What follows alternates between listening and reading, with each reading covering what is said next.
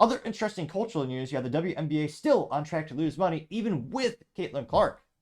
This is brought to us thanks to Breitbart. Specifically, pull up the writer here, Warren Todd Hudson. They say, quote, WNBA is still on track to lose $50 million, even with Caitlin Clark bringing in 105% more attendance.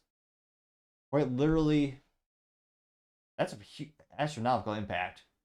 Maybe someday they could make a profit and not have the NBA be their sugar daddy, which, again, they helped start the company or organization. And yeah, they give them a lot of money to subsidize it to keep it afloat. Because again, it's not a viable product, it's not a viable service yet.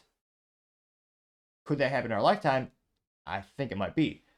Maybe. They say the WNBA is reportedly still on track to lose $50 million despite the huge influx of new fans brought into the league thanks to the new star Caitlin Clark. The league has never turned a profit since its inception in 1997. It simply could not exist without the financial support of the NBA. Wow. Now, NBA Commissioner Adam Silver has already said in 2018 that the WNBA loses $10 million a year. That means that WNBA loses up to $260 million since 1997. Talk about a negative ROI. And again, it's one of those things where the market just doesn't want it. A lot of people are saying, oh, this is sexist. Or the U.S. market is about 50% women. If every one of them tuned into this show, well, not this show, well, that too, but if every one of them tuned in to watch the WNBA, they would have just as much money, if not more money, than the NBA. Again, most households' budgets are greatly influenced, if not controlled, by the wife of the household. And that's why so many commercials and so many marketing initiatives are taking them into account when they're coming together with marketing campaigns. And yet they still have never made a profit. Now they say they're going to make more money thanks to broadcast rights. They say the WNBA is set to receive a windfall for broadcast rights.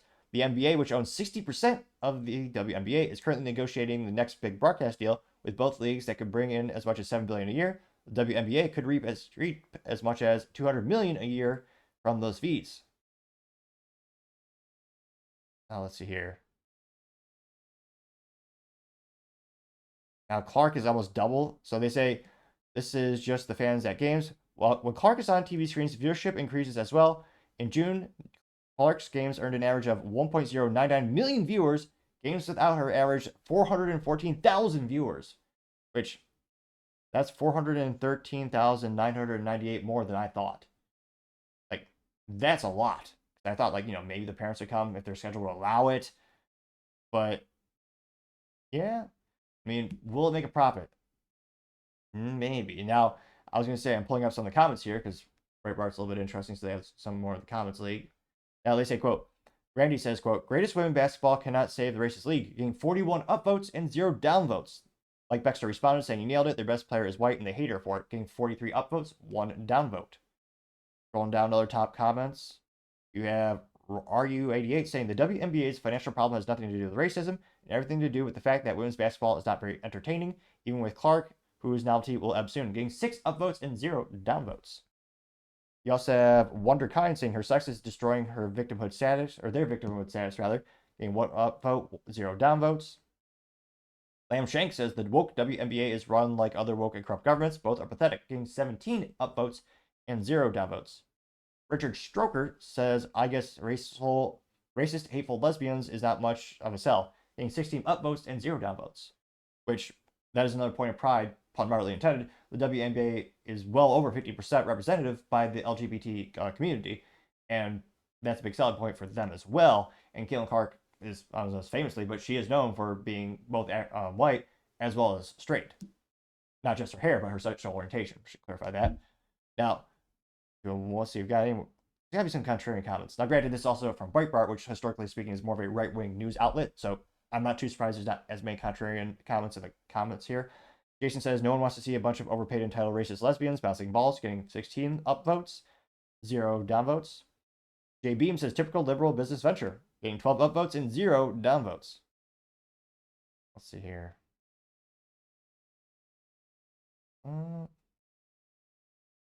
Miami Home says people love Caitlin, but the racist hate against her by players in the league will drag the viewership down, getting 8 upvotes and 0 downvotes. So Caitlin Clark is probably one of the biggest cultural phenomenons and WNBA phenomenons past couple decades. I mean, she was one of the greatest players in college. Go Hawks, and now she's also doing great in WNBA. Now, could one person really save the league? I mean, they'll never go out of business because the NBA makes billions of dollars, and they can afford to have these pet projects that just make people happy, not necessarily make a profit. Do you think in our lifetime, because again, the needle seems to be moving in the right direction, they seem to be getting more views and making more marketing dollars, and they'll sell a couple more jerseys. But in our lifetime, will the WNBA ever reach the point of profitability? If we keep extrapolating the data, it should. And again, Tiger Woods, I mean, a lot of people attribute him to making golf a fascinating sport that a lot of people started to pick up, enjoy. I mean, everyone I know growing up, I mean, he was the golf player. People started to watch golf because of Tiger Woods at a astronomically higher rate than before. I mean, I know sports ball as the aficionado, and even I know Tiger Woods.